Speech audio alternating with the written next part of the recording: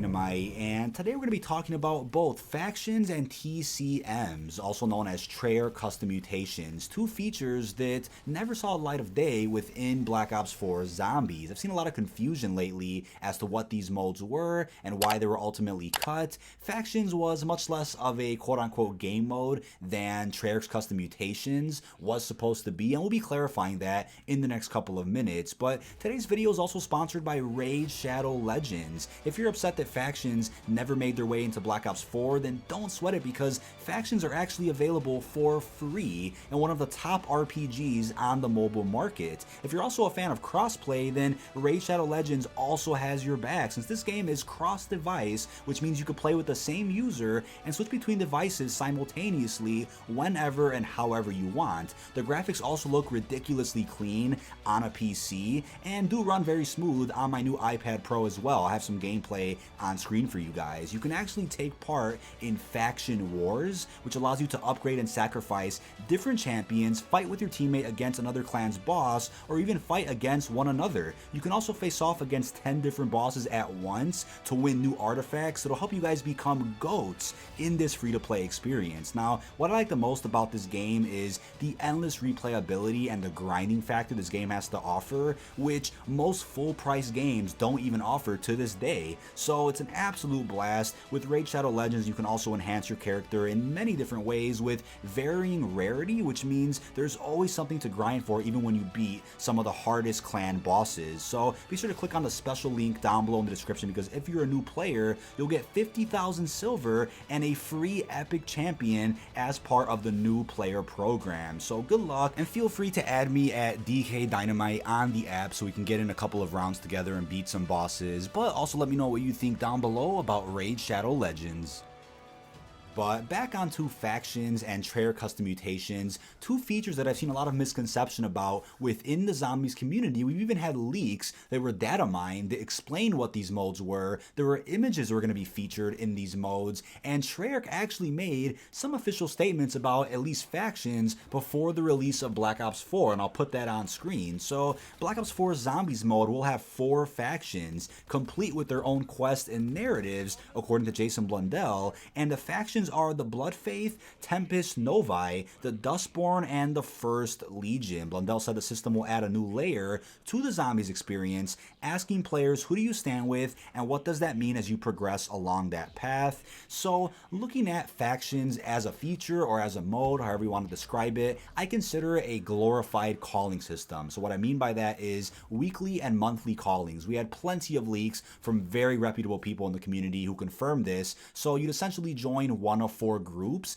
and I'm assuming whichever group got the most completions for the weekly or monthly calling would be rewarded with something extra special, but there would still be rewards that anybody out there could unlock as long as you take part in the faction system. Now, the rewards included simple character customization like face paints and new outfits. I was also told by somebody reputable that the reward that you get from doing a faction would also be bundled with some type of cipher that teased the future of the Chaos storyline. So you guys can see what I'm getting at. Factions was really centered around the new Chaos storyline, which I don't think is a problem, since there are a lot of people out there who do appreciate Chaos and even appreciated it at launch of Black Ops 4. So getting teasers about the future of the Chaos story, I think would have been just fine. There's so much rich Greek and Egyptian mythology that could easily be teased in these ciphers or whatever rewards. And I want to say most of the rewards they were planning for the character customization in factions has already been released as of today in Black Ops 4, so plenty of the face paints and different outfits,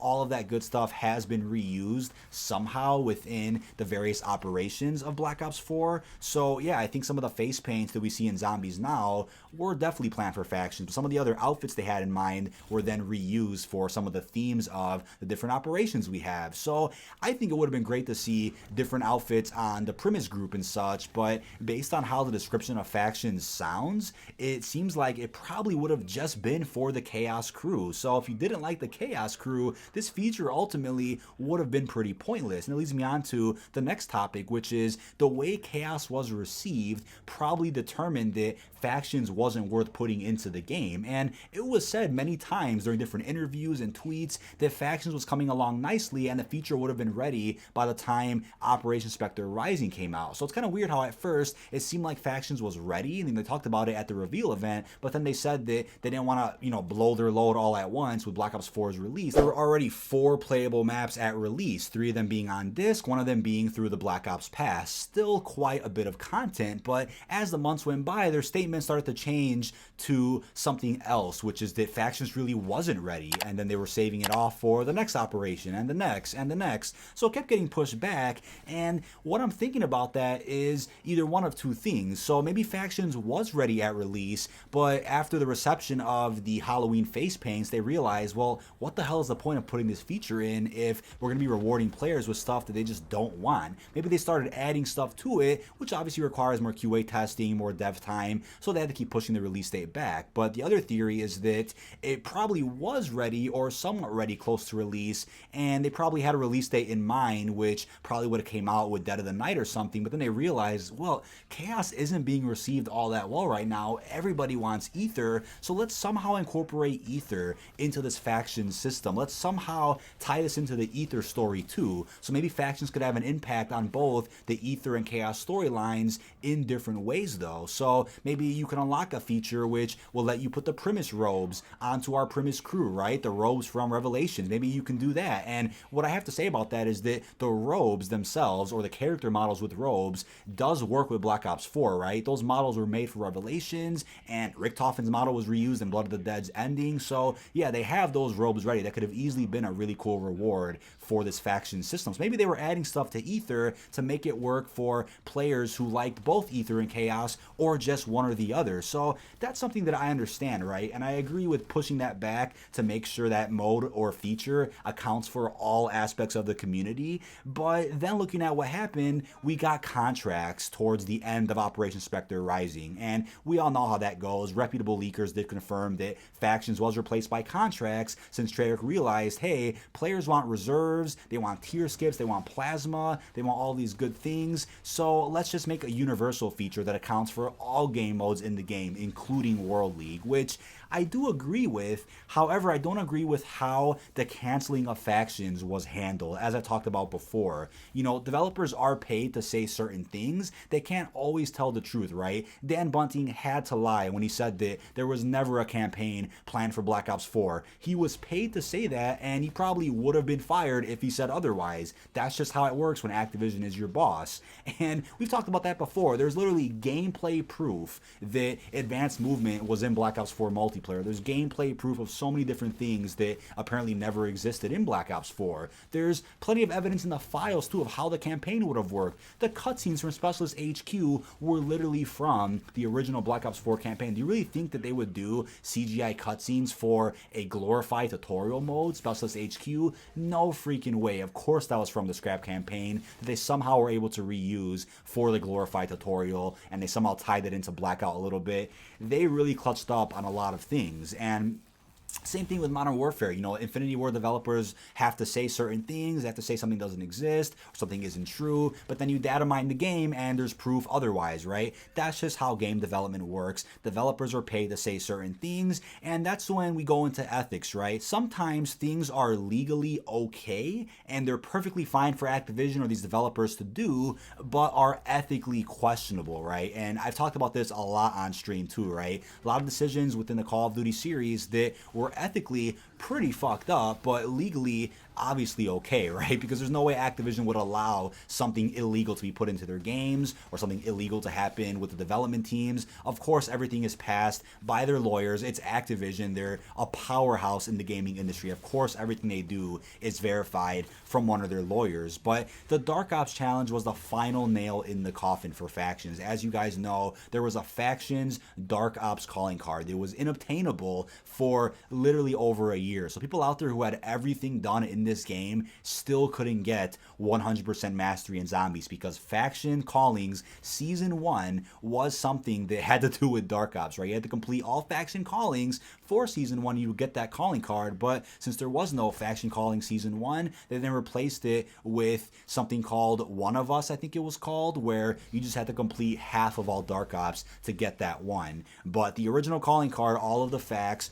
was removed. Final nail in the coffin, confirming that factions was no longer coming to Black Ops 4. So with that being said, I don't agree with how that was handled. I think it was ethically pretty questionable, but I don't blame Treyarch for that. Activision clearly told them, don't put a statement out about factions, just release contracts. Legally, they still put out a feature that they were talking about, even though it was now rewarded to be something else, and rewards us with different things, and it's 4 different modes besides zombies. So legally, the mode was put in there, but ethically, it's like, wait a second, it's not exactly the same thing, but still kind of on board with what they were going for to begin with. So that's how that was handled. Now, it's also worth noting that the Dark Ops faction calling season 1, right, it kind of gets us wondering, well, when the hell is season 1 supposed to start? And that's kind of why I was thinking to begin with, either season 1 is considered year 2 of Black Ops 4, or season 1 was the release of Black Ops 4, which I think everybody could agree with, right? Season 1 is, boom, right when the game came out, or at least sometime after the game came out, but not too far along, right? Not a year after release. So that already confirms that, yeah, factions was not coming to the game. So that's it with factions, right? There's images of these 4 groups you could have joined, but ultimately led to nothing, which is a bit unfortunate. Now, when it comes to TCMs, Treyarch Custom Mutations, this is where things get really interesting. We also have an image of it that hopefully I don't get in trouble for. If I do get in trouble for, I'll have to re-upload this video and without this image. But there's actually an image of what this mode was supposed to be. So I consider factions more of a feature, right? These glorified callings. TCM sounded like more of a mode to me. So here's what this was. TCMs are official Treyarch-made sets of custom mutations created for specific zombies maps. Player and weapon progression, challenges, and all other rewards are enabled in this mode. New TCMs are released by Treyarch on a regular basis, but both current and previous TCMs are available for play at any time. So that sounds really damn cool. And very quickly, as I've also brought up plenty of times, custom mutations to me is a mode that sounds phenomenal on paper, but wasn't executed in the best way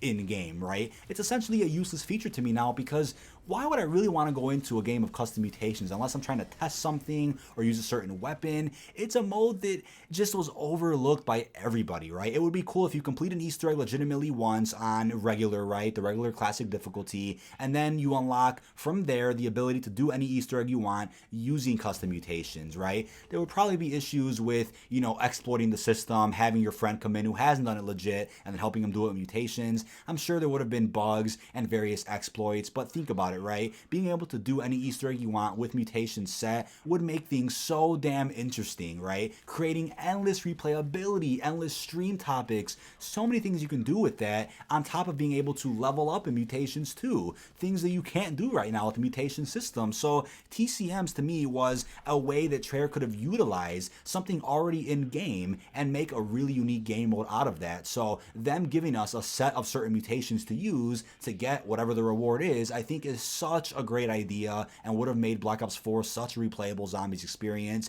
And to me, even though it would have took work to get TCMs going in game, all it really is utilizing a feature that was available in the game from release. And then on top of that, they could have even added some new type of mutations to the feature itself over the course of the year. So it's a great mode that obviously is in the files of the game, and this information could be found next to the data mine for Gauntlet. So yeah, Gauntlet was data mined pretty close to release as well, and that ended up coming out luckily. So we do have 2 other modes in the game. We have Gauntlet and Rush. TCMs would have been great, and hopefully some type of custom mutations feature is brought into Black Ops 5, and hopefully it's utilized correctly. Hopefully we do see TCMs in some way, shape, or form, and hopefully there's a way where you could do something legit once on Classic, and then after that you can just open the world with custom mutations Mutations, being able to do that quest again, but with certain modifiers, harder zombies, all boss zombies, all doors open when you spawn. That would be really damn cool to see. And last but not least, with the Modern Warfare drama, again, as I've said, Infinity Ward developers are also paid to say that Battle Royale isn't coming, or that we're on a brand new engine, or that this is happening, or that that's false. But then when you data mine Modern Warfare, there are literally countless things which perfectly contradict everything developers were saying. So again, I don't blame developers. Don't hate on them. Don't be toxic on Twitter. I totally understand what's going on here. Business is business. Activision pays them what to say, and that's the way it's always going to be, especially with Call of Duty. But when there's literally proof of something from the files, images, descriptions, you can't deny that that's a fact. That is literally a fact. There's opinions on how things could be handled ethically and legally, but factually, there is stuff that exists in many different Call of Duty games, which developers are paid to say doesn't exist. But let me know what you think of this down below in the comment section. This has been dkdynamite, a little bit of a recap on both factions and Treyarch custom mutations, explaining what these two things were and how cool they could have been for the game itself, but ultimately never saw the light of day. Maybe they will in Treyarch's next game, maybe they won't, but either way, they exist. There's images and there are accurate descriptions of what they were going to be, on top of the word of mouth from reputable leakers in the community who have sources that got more information about this. But that is about it. This has been dkdynamite, and peace out, everyone.